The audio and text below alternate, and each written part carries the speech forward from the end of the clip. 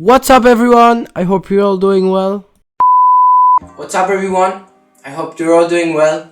In today's video, I'm going to show you the most important calisthenics exercises which will help you to build a solid amount of strength in order to be able to do more difficult exercises. So let's start. I'm going to divide this video in 3 parts. First, I'm going to show you all the push exercises, including our chest, our shoulders and our triceps.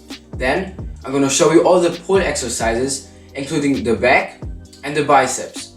And in the third part, I'm going to show you some core exercises, which in my opinion are the most important, because having a strong core is the key to unlock several other exercises, like the L-sit for example. So without much talking anymore, let's just jump right into the push exercises. The most basic exercise, especially for the chest, but also for the shoulder and the triceps, is the push-up. The best way to do them is to place your hands directly under your shoulders. Then you want to make sure that while you're going down, you're keeping your elbows near to your body. If the push-ups are too difficult, you can just put your knees down and do them in that way until you develop the strength to do the normal ones. For the lower chest, we're gonna do another push-up variation. The only thing you need is an elevated surface, such as a couch or your bed. Just make sure that the higher the surface is, the easier it's gonna be. So make sure that you choose the right height. Try to go down until your chest is touching the surface.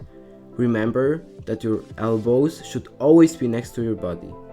The next push-up variation is for our upper chest.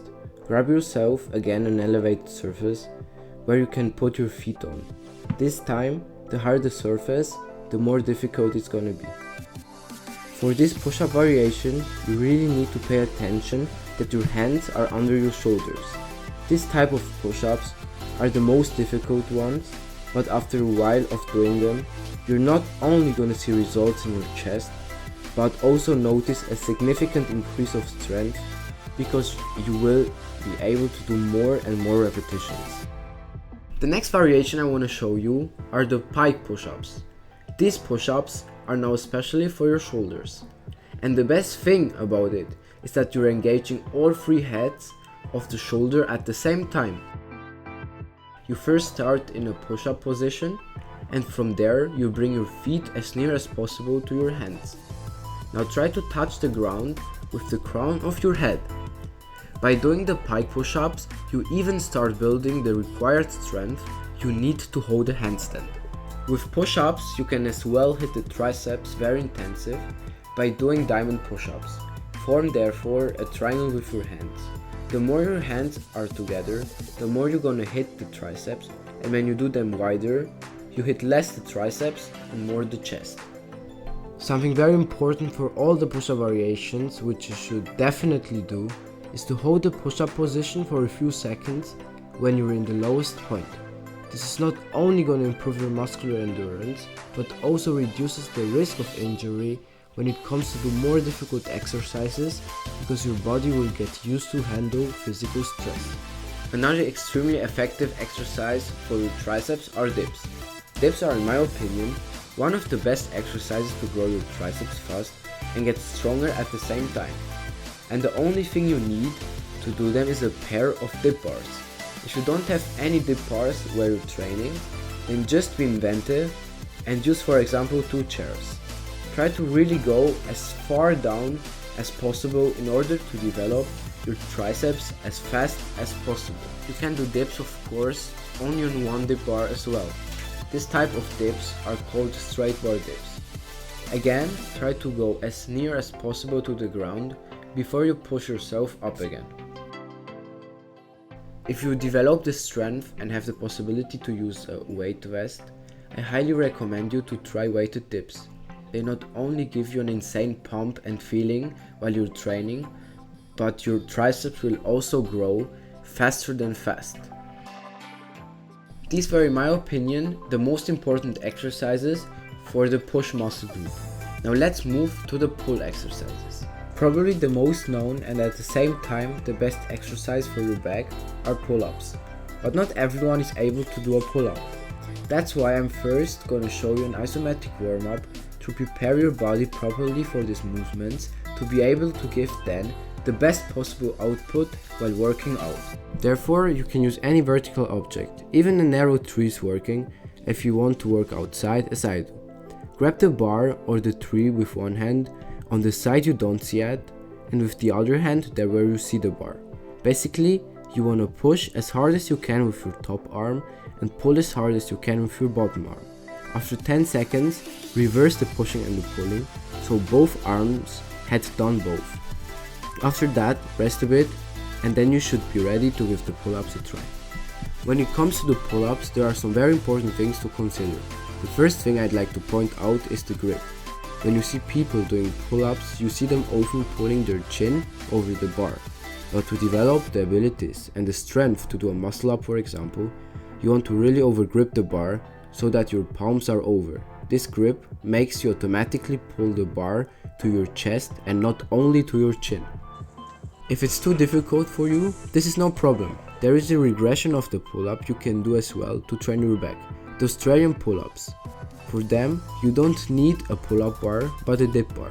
Doing the Australian pull-ups will give you the strength you need in your back to be eventually able to do pull-ups. Another option to train your back, if you can't do many pull-ups yet, is to use a resistance band or to jump on the bar and then do only the negative pull-ups.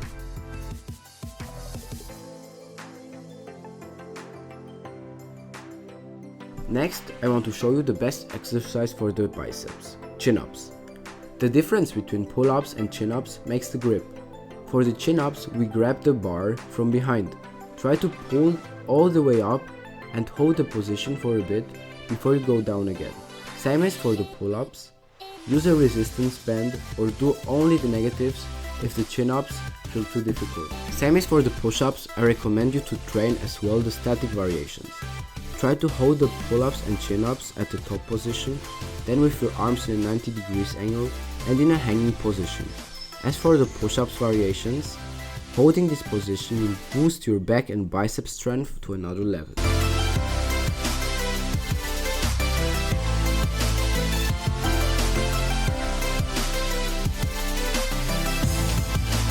Now let's move to the last and best part, the core. The core is, in my point of view, the most important muscle group. Having a strong core is not only beneficial because of the exercises we can do such as the L-sit or the front lever, but it also prevents lower back pain and muscle injury. The exercise I suggest to train for is the L-sit. I'm going to show you step by step how you can progress the level of difficulty to hold the L-sit in the end. The first regression I want to start with are knee raises. You can do them on a dip bar as I do, or you can do them on a pull-up bar, which makes them a bit easier.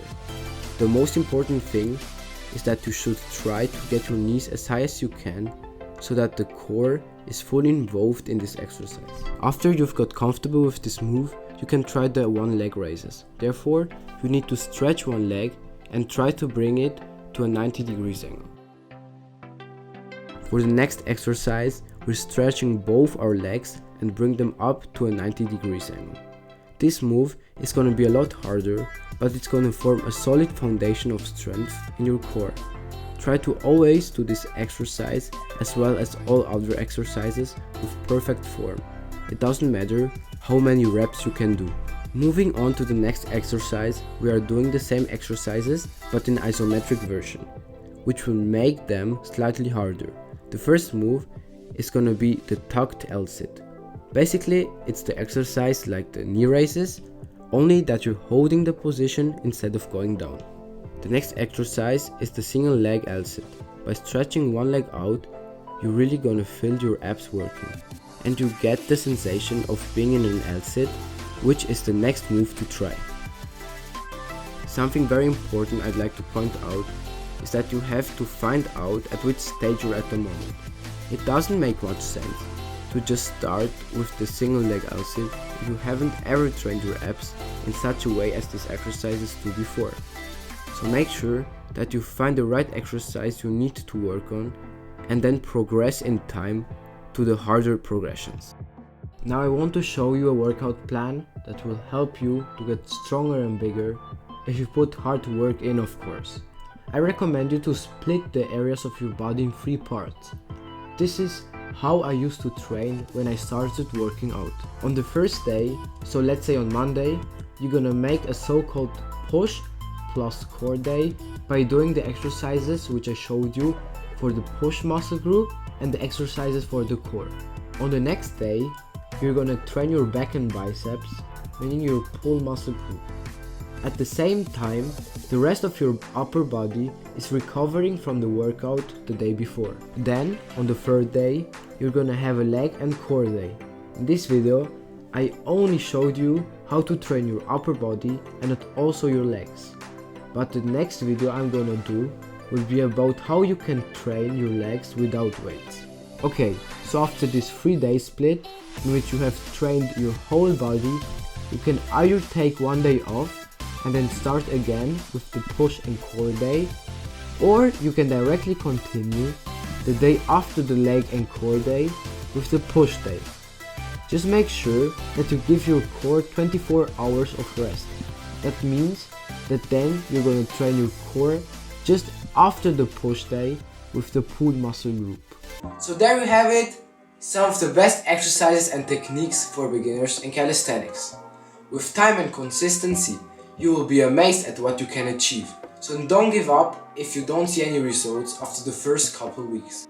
If you enjoyed the video, please give it a thumbs up and don't forget to subscribe to my channel for more fitness and calisthenics content. It would really help me. Thanks for watching and I'll see you in the next video. Bye.